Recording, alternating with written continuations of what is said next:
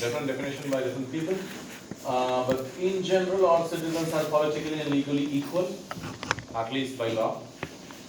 All are equally entitled to freedom of thought, opinion, belief, speech, and association, and all equally command sovereign power over public officials. Now, how many of you are from democracy? You believe that you are from democracy? Not That's it? 100% democracy. Now, Me? What? democracy? No, not 100 democracy. I think around 60 democracy and 40 is the religious. Because I'm from Indonesia. Okay. Yeah, I mean, defined as a democracy. Don't worry, see, the problem with democracy, you say something? Okay, just smiling. Democracies are very different, okay? Putin also believes that Russia is a democracy. So you can see the extent of differences that are there. So, full democracies, we call it full democracies. There are not many of them. Okay. In full democracies, all these things are almost there. Now you can find this one, but all citizens are politically and legally equal. By law, yes, they are, but depends. Okay. And then other things like equally entitled to freedom of thought, opinion, belief, speech, and association, that also depends how much freedom you have. Now, these are the prominent types of democracies, but that's not important to understand.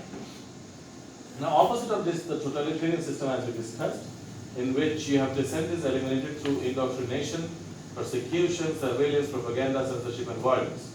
Now, my personal belief is that as long as this is not happening, I'm fine. Okay? If you don't have these kind of problems, you are in a democracy that's not very democratic. It's okay. I mean, because see, the society in which we live in is the root of your political system and your legal system. The society that doesn't change, it's not going to affect or change anything. So if in my society we don't have equality, that's the problem of my society, not the government as such. Because the government is formed of people from amongst the society. Okay? So this is a totalitarian system, and this we have already discussed. Now, in the difference in the secular and the theocratic is secular democracy is not based on any kind of, you can say, caste, creed, religion, color. It's free of that. And the theocratic, it's based on religion. So, like in Saudi, you have a totalitarian system which is theocratic. Okay?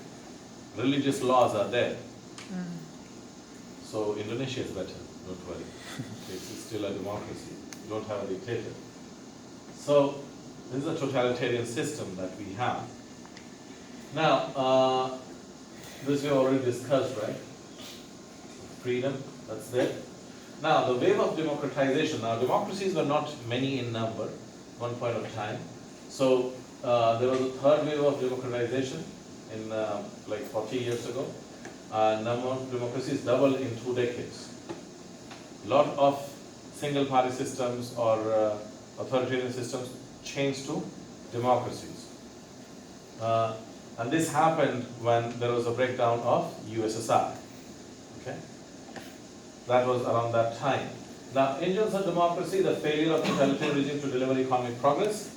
Now, this is, we're talking about failure of USSR, Soviet Union, when Russia was huge.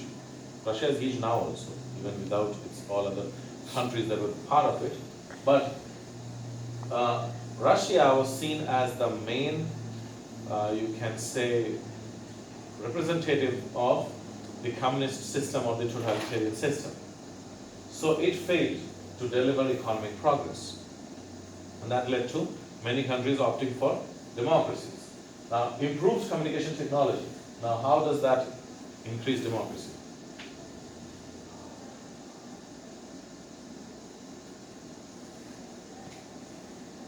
Maybe knowing what is happening outside the country? Yes. People were able to get information. even within the country, there was easier dissemination of information that led to people knowing more, and when people know more, the demand rise. Plus, there was an economic dividend attached to increasing political freedom. When you have more political freedom, you have, more transparent economic activities leading to better economic growth, and people have more money. So this increased the number of democracies in the world. But then, in the recent last 2 decades, we have seen there is a retreat of democracy, and just 26 of the world's democracies are full democracies. Now, why totalitarianism has increased? It's not that you don't have a democracy anymore, it's just that the democracies are very much totalitarian or highly controlled by the government. Now, the economic development, like in China, even with a totalitarian regime, China developed in double-digit, and that also not for just 1 decade. They developed for more than 30 years.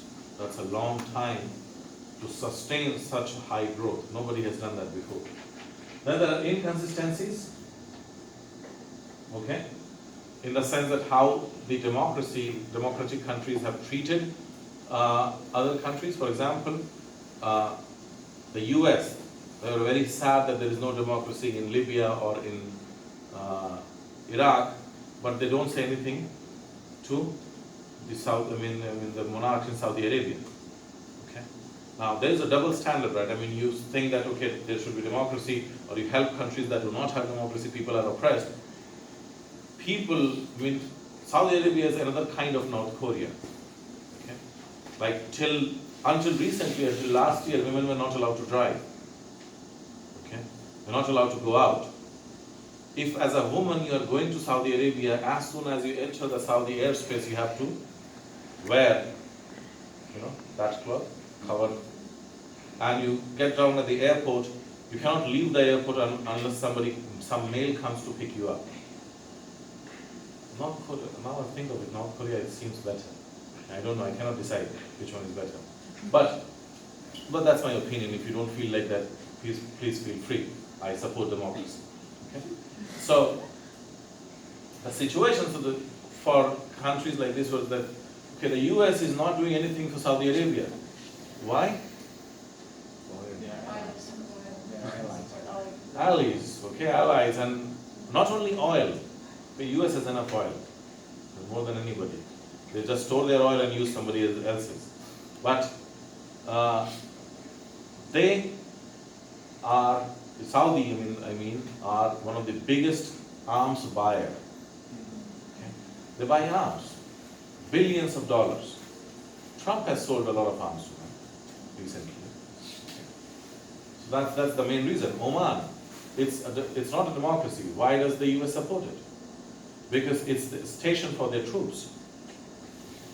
So because of the geopolitics involved, because of these things, there are inconsistencies in the approach of countries that promote democracy, leading to a lot of countries shifting away from democracy. Okay. Then you have economic problems, like we saw the recession in 2008. Okay.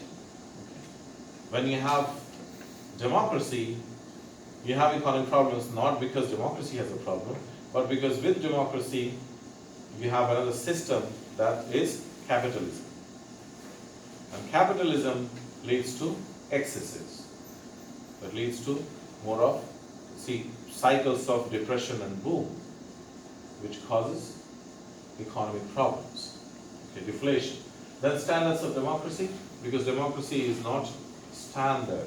You have, like, Indonesia as a democracy, a lot of theocratic influence is there.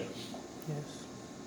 India is a democracy, but we follow a lot of old customs that are there that get mixed up and that causes laws to fail even when they are there. So there is no standard to democracy, how it should be done and what should be there, leading to, you can say, decrease in people believing in democracies. Then there was a retreat. Okay. Now, if you disagree with any of my points, please feel free to disagree. Okay.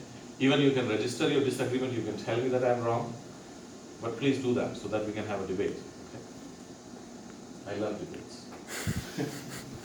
Now, moving on, this is a number of electoral democracies you can see from 1990s. Started increasing from 76 here, came until here, and then later became stable and then started going down again.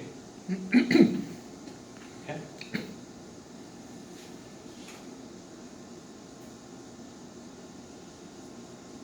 There's nothing much to look at. Okay. Done. We're moving on. Now, freedom in the world, gains and declines. In blue you have gains, and in red you have declines. See here, more blue, more blue, more blue, and then 2007 things started changing. Okay, the data we have is till 2011, but this is pretty much the picture right now. That you have more declines than you have gains. And it's very simple to see that in countries which are considered to be full democracies like the US, you see that there was an episode, I think 2 years ago, 3 years ago, when Trump was addressing a press conference. Okay? And the CNN reporter, he asked many questions. Trump was not happy. So the next time the CNN reporter was going to the White House, they revoked his pass and he was not allowed to enter the press conference. That's something that doesn't happen in the US, okay? And when I say a lot of bad things about US, it's not that I'm against US, okay? Please don't think that way. They've never denied me visa. I've never applied for one, so I don't know. These are pretty open things, and it's not that I'm against the US, okay? But if they do something wrong, I mean, they do something wrong. There's no two ways about it. When we talk about freedom of the press, there's no country that can equal the US. Okay? The extent to which they allow, you can say absolutely anything about Trump or Obama, anybody. It's not that only Trump, because Trump is weird, so people can say a lot of things. But say anything about anybody, you are not shot or put in the jail. Okay? Nobody cares. And it's not only about politics, it's religion is treated in the same way. So that's a very good thing about it. Okay? Now anyway, let's continue. Political risk. Now this is the main thing that we need to understand. The other part of the chapter was about understanding the different kinds of political systems that are there. But be it any political system, for a company, they need to understand what kind of risk they are going to face. Okay? Because political systems are hostile, like in China.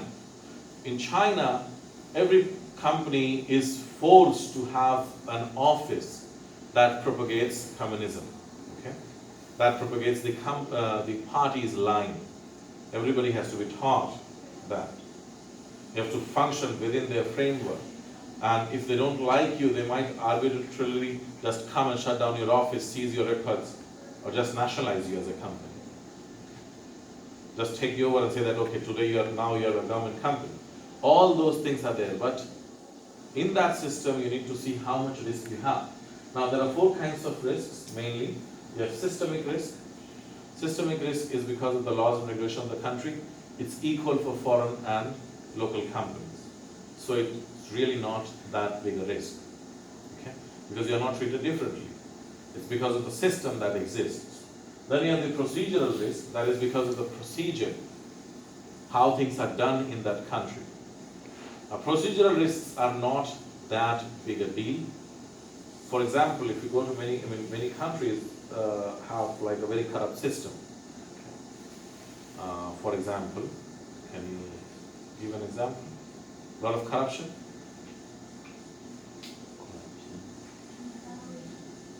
Malawi? We had British rule, right? Yeah. They are not corrupt, but somehow countries that were under them became very corrupt. So, yeah, Malawi has Indonesia. Nobody was saying it. You don't want anyone to think it's bad. No, I'm not saying that it's bad. It's a very nice country. Yeah.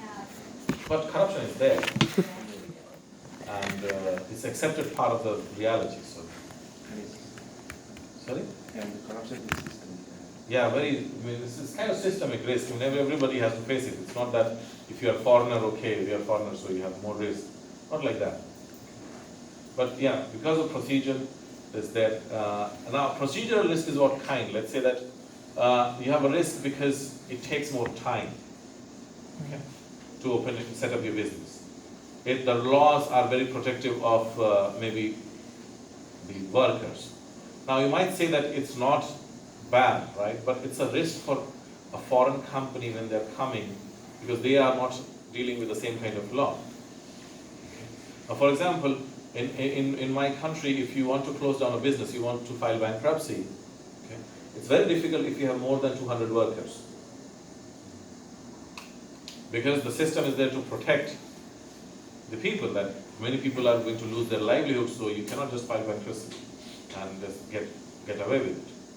It's more difficult to do. Okay. Hiring and firing workers is more difficult. Hiring is easier, firing is very difficult. So these kind of regulations, they are called procedural risk. And they are, I mean, to deal with this procedural risk, you pay bribes. Okay? I forgot to mention India, we also have corruption. What about Vietnam? Corruption? Why am I asking? It's there. Nobody wants to say anything. Any other country you think you have corruption? There is also corruption in Slovakia and Central Eastern European countries. Definitely. Yeah, it's there, but we don't count that because it's too little in comparison. Yes, of course you have. Corruption is there. Corruption is there in the US as well. Okay. You can find corruption everywhere, but the extent and the acceptability, that's the question. We accept corruption as if it's the law. So that's another thing. And foreign companies, when they come, they face this problem. Getting contracts, getting approvals, all that requires a lot of paperwork and grease money. Now, according to the US law, you can pay bribes, not bribes, grease money to speed up things, not to get favor, just to get speed up things, because many countries are too slow. So you can pay to get things done faster. Okay, that's also kind of corruption, but that's acceptable to them. Now, then there is distributive risk. Now, this is a big problem. Distributive risk is the risk because you're a foreign company, you may not get the same kind of benefits as local companies. Maybe you're not allowed to send back all your profits. Maybe the government charges you with more taxes or some kind of differential treatment that you should not get. So that's a distributive risk. Maybe there is a threat of nationalization. That is, your company would be taken over by the government. So that's distributive risk, and companies do not like it. Then you have catastrophic risk. Can be both man-made or natural, like war, okay, social unrest, civil unrest. Like in Indonesia, you have in the 1990s, right? A lot of civil unrest was there. In many countries, I mean, if you take extreme examples in the Middle East, you have catastrophic risks, unless you're selling weapons. So, this kind of risk is something that companies try to avoid. Or there can be natural risks, like earthquakes. In Japan, there's a constant trouble. Like in Taiwan, I mean, we have most earthquakes come in Hualien, but you hardly have anything here. Industries, I mean, what kind of industries are there in Hualien? Any idea? Agriculture. Agriculture. It's not affected very severely by earthquakes. You have quarrying, like you have quarries for marble, you know? Okay. So that is there, and tourism is there. That's it. Tourism is affected a lot. But in Japan, most of the places are highly under threat because of earthquakes, and if there is any like earthquake or tsunami that happened in, I think, 2011, right? The Fukushima disaster. 2011, I guess. So that time, and that caused a huge disruption in electronics supply because it's produced in Japan, and many companies around the world did not get their deliveries. That delayed production because of the tsunami that came after the earthquake. Okay? So that's another kind of catastrophic risk that is there. But companies take risks. See, you cannot do without risks. It has to be there. The only thing that companies think is that the risk should be less than the opportunities that are there. That's it. If you only operate in risk-free environments, you are not going to benefit from, because like for example, in China you have distributive risk, you have procedural risk. In India you have procedural and systemic. You don't have distributive as such, but it's there, but companies are operating there. That's where the markets are. Any questions so far? Any comments? Okay, Yes. sorry. Do you think what happened between China and the US trade war right now is another kind of example of political risks? No, it's not a political risk as such. Okay. It's something that's on the government level. So it's a trade war, you can say. And related to that, I forgot almost, I need some people to volunteer to prepare a report on like US-China trade war and present in the class. So who wants to do it? Voluntary. The presentation? You have to do a presentation.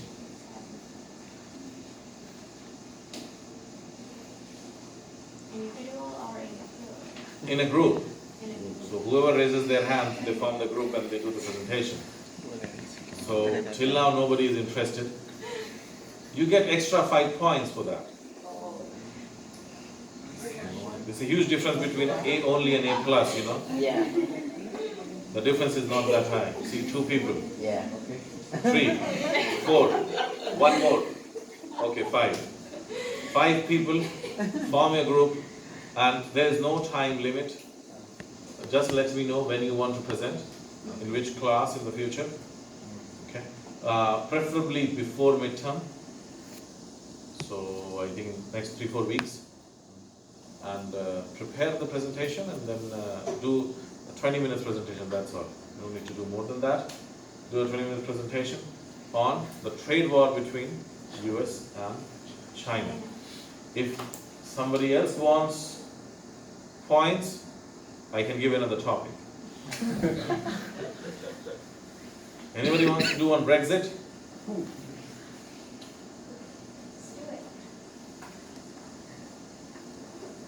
See, you're thinking.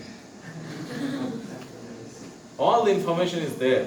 You just have to find, analyze that information, synthesize and present in the class. What topic? Brexit. Or I can give you more of a local topic, the relationship between China and Taiwan, the current effect on business of what's going on. We're going to include Hong Kong as well, okay, because the current political situation, right? So, anybody? Okay. If you are interested, let me know. If you are not, then what can I do? You see the difference between A only and A plus? Right? Very happy? In my class, only like 2 to 3 students will get A plus. Okay. So, but sometimes I've given more. Like one time I gave like 4 or 5, 6 A plus, and then receive a call from academic affairs. What's going on? Okay. And right now we are trying for ACSB. You know what's ACSB? Accreditation for management schools. If we get accreditation, then we are like the same standard as other business schools in the world. So we're trying for that, and that there's a requirement for that is that everybody cannot get good grades.